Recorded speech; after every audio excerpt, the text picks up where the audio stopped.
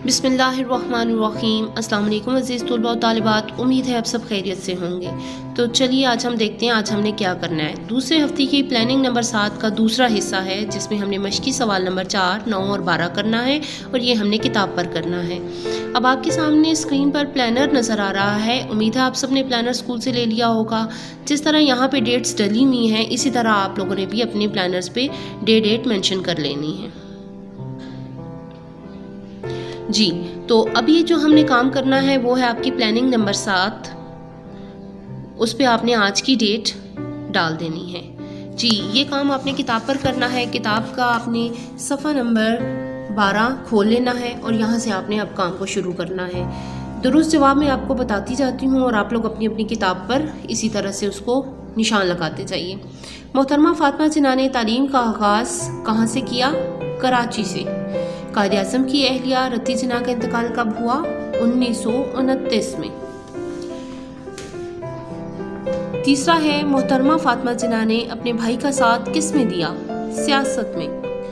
मोहतरमा फातिमा जिन्ना all India Muslim league की ख़वातीन कमेटी की मेंबर थीं। मोहतरमा फातिमा जिन्ना कायद-ए-आज़म से कितनी छोटी थीं? 17 बरस। डेंटल सर्जन बनने के बाद फातिमा जिन्ना रहमतुल्लाह अलैह ने क्लिनिक कहाँ खोला? बम्बई में।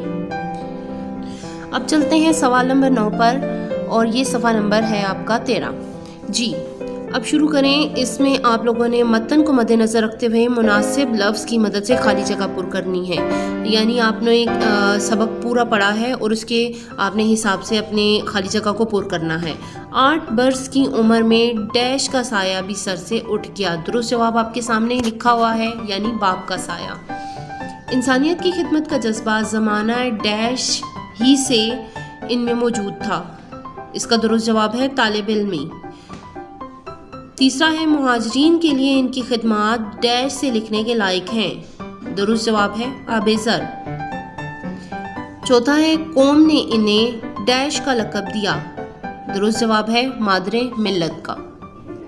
अगला है कायद-ए-आज़म की वफ़ात के बाद वो डैश से किनारा कश हो गई? सियासत से। उससे अगला है उन्होंने डैश के दौरान में कायद-ए-आज़म की बेपनाह खिदमत की। इसका दुरुस्त जवाब है बीमारी में। तो चलिए अब हम अपना अगला सवाल शुरू करते हैं, जो कि है सवाल नंबर 12 और इसका पहला है कि इसमें आपने दर्ज झैल बयानात में से दुरुस्त और गलत की निशानदेही करने हैं। पहला है डेंटल सर्जन बनकर उन्होंने कराची में एक क्लिनिक खोल लिया। ये गलत है और इसका दुरुस्त जवाब था बम्बई में। उन्होंने हर मुश्किल घड़ी में अपने भाई का साथ दिया। बिल्कुल ठीक है, ये दुरुस्त है। वो ख़वातीन को अमली सियासत में आने से मना करती थीं। नहीं, ये गलत है। उन्होंने अफवाह के प्लेटफॉर्म से तालीमी खिदमत अंजाम दी। दुरुस्त है। मोहतरमा फातिमा जिन्ना ने 1957 में वफ़ात पाई। ये गलत है, जबकि उन्होंने वफ़ात पाई थी 1967 में। उम्मीद है आपने सारा अपनी किताब पर काम कर लिया होगा।